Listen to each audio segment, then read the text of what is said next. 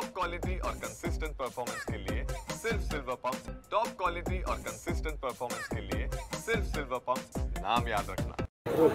शिर्डीतील रामनवमी उत्सवाला भक्तिमय वातावरणात सुरुवात झालेली आहे। आज पहाटच्या काकड आरतीनंतर साई प्रतिमा, विना आणि पोतीची संवाद्य मिरवणूक पार पडली आणि अखंड पारण्यास सुरुवात झाली आणि उत्सव जो आहे तो सुरू झालेला आहे। 3 दिवस रामनवमी उत्सव शिर्डीमध्ये साजरा केला जातो।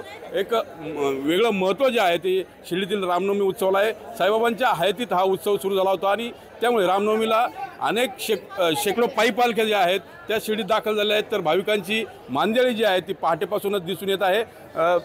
3 दिवस या उत्सवामध्ये विविध धार्मिक कार्यक्रम त्यासोबत सांस्कृतिक कार्यक्रमांचं आयोजन करण्यात आलेलं आहे।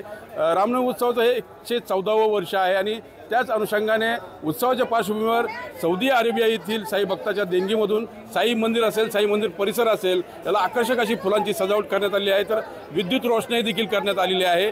साई मंदिराच्या प्रवेशद्वारावर द्वारकामाई मित्र मंडळाने जो गणपती आहे असा भव्य 40 फुटाचा देखावा जो आहे तो साकारलेला आहे आणि ते भक्तांच्या आकर्षणाचं मुख्य केंद्र ठरत आहे।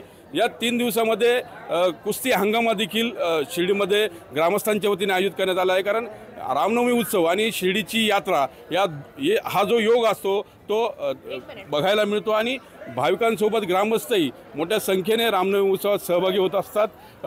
आज साईबाबांच्या रथाची मिरवणूक जी आहे ती पार पडणार आहे आणि उद्या मुख्य दिवस असल्यानं जास्तीत जास्त भाविकांना साईबाबांचं दर्शन घेता यावं त्यासाठी मंदिर रात्रभर खुलं ठेवण्याचा निर्णय साईबाबा संस्थांनं घेतलेला आहे। एक उत्साहाचं वातावरण जे आहे ते पाहायला मिळतं आणि भाविक देखील अगदी उत्साहाच्या वातावरणामध्ये साईबाबांचं दर्शन घेताना या ठिकाणी पाहायला मिळतंय।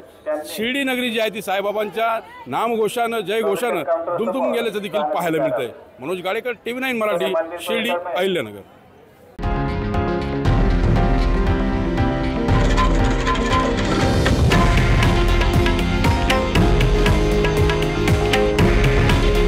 हे आहे देशातील नंबर 1 न्यूज नेटवर्क आणि आपण पाहत आहात TV9 मराठी। काळजी तुमची, हित महाराष्ट्राचं।